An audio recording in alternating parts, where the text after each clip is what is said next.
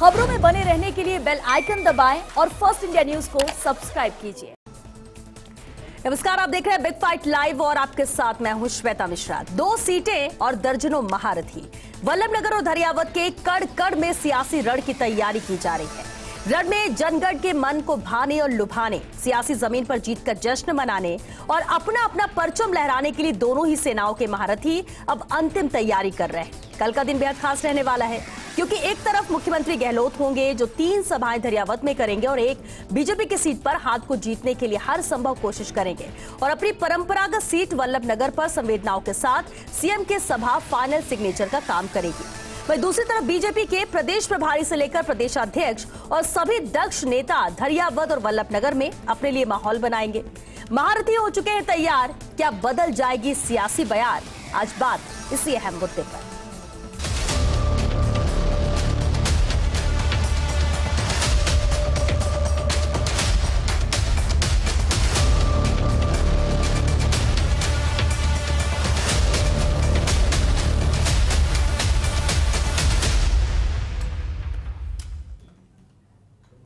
और इस खास मुद्दे पर हमारे साथ बात करने के लिए बेहद खास मेहमान भी जुड़ चुके हैं। चलिए उनसे रूबरू करा दे आपको। हमारे साथ कांग्रेस विधायक कृष्णा पुनिया जी हैं, बीजेपी विधायक वासुदेव देवनानी जी हमारे साथ हैं, राजनीतिक विश्लेषक मिथिलेश जैमिनी जी हैं और साथ ही वरिष्ठ संवाददाता नरेश शर्मा जी भी हमारे साथ जुड़ चुके हैं। बहुत स्वागत है आप सभी का बिग फाइट लाइव में। कृष्णा पुनिया जी, आपसे शुरुआत करते हैं। देखिए, महारथी तैयार है, बीजेपी कांग्रेस दोनों के ही दिग्गज लगातार यहाँ दौरे कर रहे हैं, सभाएं कर रहे हैं और अपनी जीत का दावा भी कर रहे हैं। कांग्रेस भी दावा कर रही है कि दोनों सीट कांग्रेस जीत कर आ रही है। इस कॉन्फिडेंस की वजह क्या है? श्वेता जी, मैं बताना चाहूँगी कि पिछले 3 वर्ष में जिस तरीके से माननीय मुख्यमंत्री अशोक गहलोत जी ने पूरे प्रदेश को जो सौगातें दी हैं, और उसमें मैं ये नहीं कहना चाहूँगी कि अकेले कांग्रेस के विधायकों को, आप देखते हैं कि जिस तरीके से हर एक विधानसभा क्षेत्र में विकास के कार्य करना और जिस तरीके से आपके नेतृत्व में कोरोना काल में प्रदेश को इस गंभीर स्थिति से उबारना, महंगाई दर इतनी बढ़ चुकी है उसके बावजूद जिस तरीके से प्रदेश की जनता को सौगातें दी हैं, साथ साथ मैं ये भी कहना चाहूँगी कि बहुत ही निष्पक्ष भाव से माननीय अशोक गहलोत जी ने, हमारे मुख्यमंत्री जी ने जो काम किए हैं। आपने देखा होगा कि पिछले दिनों विधानसभा के अंदर जब सदन चल रहा था तो बीजेपी के विधायकों के द्वारा ही मांग उठाई गई थी कि एमएलए लेड की राशि बढ़ाई जाए और उन्हीं की मांग को भी मानते हुए उन्होंने 5 करोड़ तक की जैसे सौगात दी। और ठीक उसी तरीके से हमारे दिवंगत जो भी एमएलए थे उनके नाम से कॉलेज खोलना, हॉस्पिटल्स खोलना, सारे जितने भी काम है विकास के कार्यों में कोई कमी नहीं दी और उसी को लेकर हम लिए उसी को ध्यान में रखकर जनता कांग्रेस के साथ ही जाएगी और इसलिए आप लोग कह रहे हैं कि दोनों सीटें जीतेगी। ठीक है, वासुदेव देवनानी जी। वासुदेव जी, देखिए, बीजेपी तो कह रही है, लगातार दावे कर रही है कि जीत को लेकर कि धरियावद सीट तो पहले से थी, वल्लभनगर भी जीतेंगे। वासुदेव जी, क्योंकि प्रदेश में कांग्रेस की सरकार है, उसने काम किए तो वो उस आधार पर बात कर रही है। बीजेपी किस आधार पर मानकर चल रही है कि जनता उनके साथ जाएगी और ये दोनों सीटें आप लोग जीतेंगे? श्वेता जी, राजस्थान की जनता कांग्रेस शासन से पूरी तरह त्रस्त है और कानून नाम की कोई चीज है नहीं। रोजाना जिस तरह से महिलाओं की अस्मित लूटी जा रही है, दुष्कर्म की घटनाएं सामने आ रही हैं, और ये मैं नहीं कह रहा हूँ, नेशनल क्राइम ब्यूरो ने कहा है कि राजस्थान अपराधों में नंबर 1 है, तो जनता उसको भी देख रही है। वासुदेव जी, किस पे चुनाव जीतेंगे वो बताइए आप वो बताइए ना। दरियावद में जिस तरीके से नागराज मीणा जी कह रहे हैं, उनका ऑडियो वायरल हो रहा है कि टिकट पिछली बार पैसे में बेची गई थी, उसमें क्या कहना है आपका? बिल देख लें, उसमें क्या कहना है आपका? जनता पूरी तरह इस तरीके से यूपी में क्या कहना है आपका? किसानों को यूपी में आप कटौती कर रहे हो, यूपी में बहुत अच्छा कार्य कर रहे हैं आप, यूपी को जीतने जा रहे हो। किसानों के कर्जे माफ किए नहीं, बिल्कुल कर्जे माफ किए और आपके द्वारा छोटे हुए कर्जे को भी माफ किया कांग्रेस ने। माननीय मुख्यमंत्री जी ने राहुल गांधी जी के द्वारा किया हुआ वादा पूरा किया है, उपलब्ध कराए। धन्यवाद हो मोदी जी को। अशोक गहलोत को तो कोई धन्यवाद देने को तैयार नहीं है। टीकों का वैक्सीनेशन रिजर्वेशन का लाभ मत लो। ये तो सारा जो व्यवस्था किया है देश के प्रधानमंत्री जी ने किया है। केंद्र ने जो काम किया और जिन कामों के लिए केंद्र को क्रेडिट मिलता है उसके आधार पर बीजेपी के साथ जनता जाएगी, और आप कह रहे हैं कि जनता खुश नहीं है प्रदेश सरकार से और इसलिए भी बीजेपी के साथ जाएगी। चलिए मिथिलेश जी का रुख करते। मिथिलेश जी, आपने सुना, कृष्णा पुनिया जी को भी सुना, वासुदेव देवनानी जी को भी सुना, दोनों के अपने दावे हैं, अपने आधार है जीत को लेकर कि जनता उनके साथ क्यों जाएगी, क्या काम किए, क्या बेहतर था, और इस वजह से जनता चाहेगी कि बीजेपी चाहती कि उसको उसकी दोनों जगह विधायक जीते, और कांग्रेस मान के चल रही कि दोनों जगह उनके जीतेंगे। लेकिन सबसे अहम सवाल यह है कि देखिए दोनों सीटें हैं, दावे लाख किए जा रहे हैं, लेकिन जो काम किए गए जिसको आधार माना जा रहा है, क्या आप मानते हैं कि हाँ इनका ये सोचना सही है, या फिर कुछ और एंगल है जो इन दोनों ही सीटों को बहुत ही अलग मान के चल रहे हैं, इन दोनों ही उपचुनाव को बेहद अलग ढंग से लिया जाएगा? देखिए श्वेता जी, जो दोनों चुनाव है बहुत इंपॉर्टेंट चुनाव है दोनों दलों के हिसाब से, लेकिन भाजपा के लिए एक बहुत बड़ी चुनौती है। और मैं कहूं तो द्वंद्व कहां तक पाला जाए, युद्ध कहां तक टाला जाए, तू भी वंशज राणा का है, फेंक जहां तक भाला जाए। आज भाजपा में ये चल रहा है। वसुंधरा राजे जी जल शक्ति मंत्री के यहाँ माता जी के शोक व्यक्त करने जाती है और अपना शक्ति प्रदर्शन करती है। उसके बाद माननीय सतीश पूनिया जी अपने जन्म दिवस पर शक्ति प्रदर्शन कर रहे हैं। तो भाजपा के अंदर जो शक्ति प्रदर्शन का खेल चल रहा है वो इन उपचुनाव को प्रभावित करेगा या नहीं करेगा, ये भाजपा वालों को तय करना है। जहां तक वल्लभ नगर की बात है, पिछले दिनों अशोक गहलोत जी ने कहा कि वहां भाजपा चौथे नंबर पर है, लेकिन वहां की जो हकीकत रिपोर्ट है वो बहुत डेंजरियस है। दोनों दलों के लिए चौंकाने वाले परिणाम आ सकते हैं। वहां हालात ये है कि वहां विकास बहुत पीछे है, 20-20 किलोमीटर तक सड़कें नहीं है, और एक बहुत पुराना मुद्दा वहां गर्मा गया है। किसी जमाने में एक मंत्री के घर में एक रावत समाज के युवक की हत्या हुई थी, उसके बाद में एक आमेटा ब्राह्मण समाज की हत्या हुई थी। वहां ब्राह्मण समाज के 40,000 वोट हैं और जो दूसरा रावत समाज है वो भी अहम वोट रखता है। दूसरा, वहां कई गांवों के हालात ये है कि वहां बेटियां आज तक स्कूल नहीं जा पा रही, आजादी के 70 साल बाद भी। और हालात यह है कि वहां कोई जानवर उठा के ले जाएगा, यानी विकास नाम की कोई चीज नहीं है। कुपोषण पूरी तरह फैला हुआ है। और मोहनलाल सुखाड़िया जी ने जो कानोड़ का पान का पत्ता पाकिस्तान तक भिजवाया था वो भी गायब हो गया। तो वल्लभ नगर में बीजेपी महज एक बार जीती है अब तक, लेकिन जो हालात हैं वहां के बहुत नाजुक हैं और जनता में कहीं न कहीं भय है। वहां वोटों का पोलराइजेशन कास्ट बेस भी होने के पूरी उम्मीद है। अगर ऐसा कुछ हुआ तो दोनों दलों के लिए बहुत मुश्किल होने वाली है। वहां सीधा चतुष्कोणीय मुकाबला है। वहां आरएलपी और वहां राजा साहब के नाम से विख्यात बिंडर साहब, जनता सेना वाले, उनको वसुंधरा राजे का आशीर्वाद है पीछे से, और जो उदयलाल जी डांगी हैं उनके पीछे माननीय नेता प्रतिपक्ष गुलाब चंद जी कटारिया खड़े हुए हैं। और अशोक चांदना जी ने एक बयान दिया था कि अगर दोनों सीटें हार गई तो मैं इस्तीफा दे दूंगा। उनका क्या होगा वो मैं नहीं कहना चाहता, लेकिन हालात ज्यादा ठीक नहीं है। और दूसरा, गुलाब चंद कटारिया जी ने कहा था कि मैं क्या फांसी खा लूं क्या। तो ये जो चुनाव है ये साधारण चुनाव नहीं है, ये चुनाव बहुत अहम है, बहुत टेक्निकल लोचे हैं। यानी ये जिस तरह से दावे हो रहे हैं कहीं ओवर कॉन्फिडेंस हो सकता है दोनों ही पार्टियों का। अहम और वहम में कल भारत हार गई। कहीं अहम और वहम के चलते किसी भी पार्टी ने कोई गलत फहमी पाल ली, पर्टिकुलर मैं कह रहा हूं वल्लभ नगर के लिए तो बहुत चौंकाने वाले परिणाम होंगे। जी नरेश जी, देखिए जिस तरह से मिथिलेश जी ने कहा और बहुत आसानी से कह रहे हैं कि ये दोनों सीटें हम जीत कर आ रहे हैं, या हो सकता है अंदरूनी तौर पर समझ रहे होंगे कि कहां मुश्किलें हो सकती हैं, लेकिन बोलना तो है, जीत के दावे भी करने। लेकिन पिछले 3 उपचुनाव जो हुए और अभी ये 2 सीटें जो हो रही हैं, पहले से अब में कितना फर्क नजर आता है? वही आधार है या उससे भी बहुत ज्यादा अहमियत ये 2 सीट रखती है? बिल्कुल श्वेता, आपने सही कहा कि आप दोनों जो उपचुनाव है, पिछले जो 3 उपचुनाव हुए थे उनकी और ये जो 2 उपचुनाव हो रहे हैं उनकी तुलना करिए। किस तरह से महारथी इसमें उतर रहे हैं, किस तरह से रणनीति बन रही है, ये अपने आप में बता देगा कि ये दोनों उपचुनाव की स्थिति क्या है। और पिछले जो 3 उपचुनाव जो थे, जो परिणाम वही थे जहाँ पे पहले जिन पार्टी की पहले विधायक थे। ये जो दोनों उपचुनाव है इतने कांटे के उपचुनाव हो चुके हैं। आपको उदाहरण बताता हूँ मैं, पिछले जो 3 उपचुनाव हुए थे उसमें मुख्यमंत्री अशोक गहलोत सिर्फ नामांकन भरवाने गए थे, लेकिन ये जो 2 उपचुनाव हो रहे हैं उसमें दूसरी बार जा रहे हैं। 3 सभा कल दरियावद में है, 1 सभा वल्लभ नगर में है। और जो ये पूरी रणनीति बनी है, जो भी रणनीतिकार है कांग्रेस के, अगर हम खासकर बात करें तो इस तरह से रणनीति बनी है कि जहां कांग्रेस कमजोर थी, जहां कांग्रेस अब इस अच्छी स्थिति में आ सकती है, वहां वोट को किस तरह से बदले उनके पक्ष में। अगर हम बात करें दरियावद की, तो पहले दरियावद में सभा हुई थी, लेकिन अगर लसाड़िया जहां हम कहें कि पहले जब विधानसभा चुनाव हुए थे तो 18,000 वोटों से कांग्रेस पीछे थी, उस गैप को कैसा भरा जाए, इसके लिए मुख्यमंत्री अशोक गहलोत को उन्होंने बुलाया है। यानी मुख्यमंत्री की जो सभा है ये इसका फर्क पड़ता है, ये हम जानते हैं, लेकिन परिणाम जो जिस तरह से जैसे कहा अहम और वहम, ये इसमें कल भारत हार गया था, तो कुछ भी हो सकता है।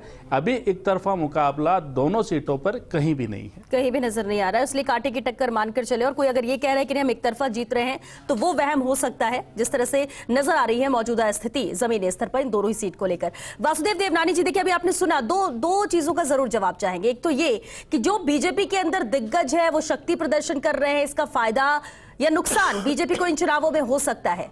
दूसरी तरफ ये भी है एक अहम बात कि दावे लाख किए जा रहे हों, लेकिन बीजेपी की जीत और हार को लेकर जब ये कहा जाता है कि चौथे नंबर में वल्लभनगर में रहेगी, तो फिर किस आधार पर दावे या ये जो बयान आ रहे हैं उसे किस तरह से देखेंगे? श्वेता जी, जहां तक शक्ति प्रदर्शन की बात है, हमारे यहाँ किसी प्रकार का कोई शक्ति प्रदर्शन नहीं है। यह तो कांग्रेस की संस्कृति रही है कि वही प्रदर्शन होता है, कभी सम्मिलित करते हुए इन पर आरोप लगाते हैं, कभी जवाब देते हैं। हमारे यहाँ ये कल जिस प्रकार का माननीय हमारी जो पूर्व मुख्यमंत्री हैं वह वहां बैठने के लिए गई, तो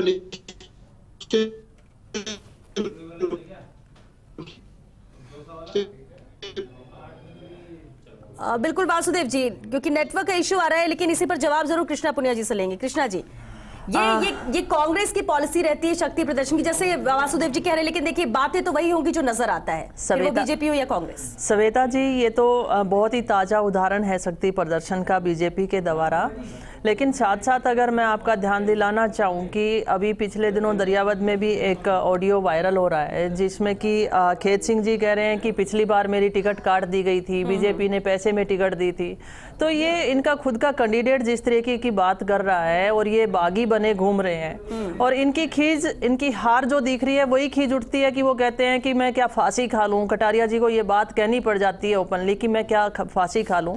तो कहीं ना कहीं इनके आपस में जो मतभेद हैं वो आपस में दिखाई दे रहे हैं, और उन्हें पता है कि इनकी आपसी फूट की वजह से ये प्रदेश की जनता की आवाज को बुलंद नहीं कर पाए, विपक्ष की भूमिका को सही से नहीं निभा पाए।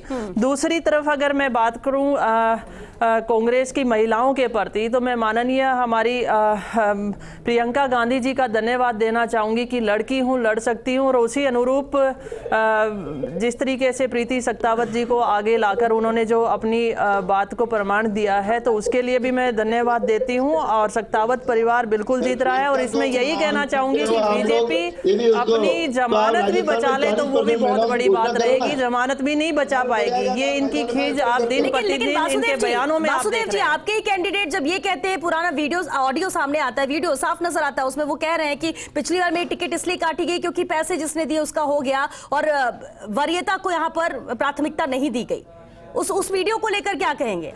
आज भले ही वो कैंडिडेट है, भले ही उनको टिकट दे दिया नहीं है, ये वीडियो प्रायोजित है जिस प्रकार के आ रहे हैं, इनमें किसी प्रकार का कोई तथ्य नहीं है। ये वीडियो गलत है, इसमें हमारे यहाँ किसी प्रकार का ना तो पैसे का लेन देन हुआ है, हमारे किसी प्रकार जी ने ये बात उठाई है, तो उसका जवाब क्यों नहीं दे रही बीजेपी? उसको जवाब देना चाहिए। आपने, आपका कैंडिडेट कहता है, आपके कैंडिडेट के द्वारा कहा गया, आरोप लगाया गया है। देखिए दावे लाकर किए जा रहे हो, बहुत सारी अभी सभाएं भी होंगी, मुख्यमंत्री अशोक गहलोत का खुद वहां पर पहुंचना, और दूसरी तरफ चतुष्कोणीय मुकाबला वल्लभनगर में नजर आता है। क्या इस बार परिणाम बहुत बदले हुए नजर आएंगे? क्योंकि कांटे की टक्कर तो है, कुछ भी हो सकता है। परिणाम के पहले जो हमारे देश का नाम खेलों में भी रोशन कर चुके और जमीनी हकीकत से जुड़ी हुई राजनेता हैं कृष्णा पुनिया जी, उनकी जवाब दे दूं मैं। उन्होंने कहा महिलाओं को हम आगे बढ़ाएंगे। राजस्थान में प्रियंका जी ने कह दी कि 40% हम महिलाओं को टिकट देंगे, लेकिन राजस्थान में एकमात्र महिला मंत्री है। और दूसरा, पिछले दिनों चाकसू में सचिन पायलट ने एक बहुत अहम मुद्दा उठाया, जिस वर्ग के दोनों जगह बहुत बड़े वोट हैं, दलित वर्ग के, और उन्होंने कहा कि कोई भी भंवरलाल मेघवाल जी के जाने के बाद दलित समुदाय का कैबिनेट मिनिस्टर नहीं है। तो ये एक अहम इशू है, दोनों जगह एससी वर्ग के बहुत बड़े वोट हैं, और इसीलिए गहलोत साहब जा रहे हैं, क्योंकि डैमेज कंट्रोल करना जरूरी है, क्योंकि आखिरी के 3 दिन में बहुत फ्लोटिंग होगी इलेक्शन में। और धरियावद सीट में जो बीजेपी कंफर्ट जोन में मान रही है, वहां कन्हैया लाल मीणा जो गौतम लाल मीणा जी के बेटे हैं वो अभी पूरी तरह माने नहीं है, क्योंकि राजनीति में कोई किसी का सगा नहीं होता। जैसे कबड्डी में कोई काका नहीं होता, वैसे राजनीति में आप कैसे भी मना लो, लेकिन उसके अंदर जो दबी हुई चिंगारी है, जो बारूद है, वो कब विस्फोट करेगा। नरेश, इस जो बात अभी मिथिलेश जी ने की, इसका फायदा मिलेगा किसको? देखिए, कांग्रेस को ये उम्मीद थी पहले कि कन्हैयालाल की जो बात कर रहे हैं, कन्हैयालाल सहाड़ा के पितलिया की भूमिका निभाएंगे, लेकिन अभी तक वो स्थिति, जैसे सहाड़ा से अगर कंपैरिजन करें, क्योंकि कांग्रेस को जो उम्मीद थी सबसे बड़ी यही थी कि कन्हैयालाल अगर पूरी तरह से समर्थन नहीं करेंगे जो इनके कह रहे कि मन की बात, तो पहले जो कांग्रेस को उम्मीद थी उस अनुरूप अभी तक उनको वो सफलता नहीं मिल पाई है। तो ऐसे में वहाँ का जो मुकाबला है वो आसान मुकाबला नहीं है, काफ़ी कांटे का मुकाबला है। दोनों ही जो पार्टी है उन्होंने अपने रणनीतिकार को भेजा। अब आप समझिए, जैसे बात करें अलग अलग जाति के वहाँ वोट है, नवलगढ़ के विधायक राजकुमार शर्मा वो प्रचार करने गए, क्यों? क्योंकि वहाँ ब्राह्मण वोट है। तो चुन चुन के जो विधायकों को वहाँ भेजा गया है कि किस तरह भी जो सामाजिक ताने बाने के जो वोट है उनको किस तरह से अपने पक्ष में किया जाए। आप देखिए, मंत्री प्रताप सिंह जो खाचरेवास से कई दिनों से डेरा डाला हुआ है, कांग्रेस के और जो रणनीतिकार डेरा डाले हो, भारतीय जनता पार्टी के तमाम जो पुराने नेता है वो वहाँ पे हैं। यानी ये जो चुनाव है, खासकर इन दोनों चुनाव की बात करें तो बहुत आसान चुनाव नहीं है। और जहां तक वल्लभनगर की बात है, सही कह रहे हैं, और जो संकेत मिल रहे हैं कि वहां जो मुकाबला है वो सिर्फ दो पार्टियों में नहीं है, वहां चतुष्कोणीय जो स्थिति है वो बनती नजर आ रही है। लेकिन वल्लभनगर की बात करें, जिस तरह से जिक्र अभी जैमिनी जी ने भी किया कि वहां पर विकास ही नहीं हुआ, सालों से विकास नहीं हुआ। ऐसे कैसे कोई एक विधानसभा क्षेत्र जो विकास से महरूम है, लेकिन जनता हर बार वोट करती है, हर बार विधायक को चुनकर भेजती है, लेकिन विकास के नाम पे कुछ नहीं हो रहा है। ये तो फिर दोनों ही, बीजेपी और कांग्रेस दोनों के लिए कि जहां विकास नहीं हो रहा है वहां नहीं हो रहा है, लेकिन चुनाव के वक्त में दावे और वादे बहुत हो जाते हैं। इसका भी कुछ इम्पैक्ट पड़ेगा, या फिर एक आपका सबका तय है वोट बैंक और उस आधार पर जीत के दावे हो रहे हैं? राजस्थान की राजनीति जो है, मिथिलेश जी की बात करें भी इससे जरूर सहमत होंगे, राजस्थान की राजनीति विकास से कम प्रभावित होती है, जाति से ज्यादा प्रभावित होती है। सामाजिक ताना बाना कैसा है उस पर ही तो टिकट मिलती है, उसी के आधार पर चुनाव प्रचार होता है, उसी के नाम पे वोट मांगे जाते हैं। जितने भी नेताओं को चुनाव प्रचार में भेजा जाता है वो भी वही समीकरण देखते हैं कि कहाँ कौन नेता वोट दिला सकता है। विकास की बात करें तो ये जब मतदान की बात आती है, चुनाव प्रचार की बात आती है, तो भले ही दावे किए जाते हैं कि इन्होंने विकास किया, वो कहेंगे हमने किया, उन्होंने कहे नहीं किया, लेकिन जो ये सब गौण हो जाता है बाद में जो चुनाव परिणाम ये मुद्दे कुछ और ही आ जाते हैं, अहमियत कुछ और ही हो जाती है उस वक्त। एक बात और जोड़ना चाहूंगा कि वहां दोनों पार्टियां सीमेंट फैक्ट्रियों के मुनीम की तरह काम की है। 70 साल में अगर मैं वहां जमीनी हकीकत आपको बताऊं तो सच्चाई ये है कि वहां सीमेंट फैक्ट्रियों के लिए रॉ मटेरियल बहुत अवेलेबल है वल्लभनगर में, और दोनों, चाहे बीजेपी हो चाहे कांग्रेस हो, दोनों ने उनका मुनीम बन के काम किया। यही कारण है कि आज वल्लभनगर में विकास नहीं है, और ये बहुत अहम चुनौती है राजनीति में। आज विकास की बातें बहुत बड़ी बड़ी की जाती है। मैं यहाँ पर ये जरूर बोलना चाहूंगी सवेता जी, मैं पहली बार विधायक चुनकर आ रही हूँ, और जिस तरीके से मैंने अपनी बातें विधानसभा में रखी, या किसी भी विधायक ने मुख्यमंत्री जी के सामने अपनी बात रखी कि मेरे विधानसभा क्षेत्र में इस कार्य को करने की जरूरत है, तो माननीय मुख्यमंत्री महोदय जी ने ये तो कहा ही नहीं कि नहीं दे सकता। उन्होंने यही कहा कि मैं देते देते या तो विधायक ने नहीं कहा अपने क्षेत्र के लिए, जो विधायक कार्यों में कोई कमी नहीं छोड़ी है, गजेंद्र सिंह जी तो इसलिए मैं बीमार रहे, विधानसभा आ भी नहीं पाया। नहीं, वो एक अलग चीज है। बात से सहमत हूँ, हो सकता है विधायक माननीय सीएम साहब का ऐसा नजरिया है, लेकिन वहां के जो विधायक रहे गजेंद्र सिंह जी बंटी बना, वो काफी लंबे टाइम से बीमार रहे, तो हो सकता है इस कारण विकास, लेकिन पिछला भी कई कारण है कि वहां विकास वाकई नहीं है। अगर वहां आप गाँव में जाओगे तो 20-20 किलोमीटर तक आपको सड़क नहीं दिखेगी। जी वासुदेव जी देखिए, ठीक है, अभी तो कांग्रेस के विधायक है, लेकिन बीजेपी ने भी जब विधायक उनके जीत कर वहां से आए थे, विकास तो किया नहीं है। अभी अगर दावे किए जा रहे तो अगर ठीक है आपका कैंडिडेट जीतेगा तो कराएंगे क्या वहां पर?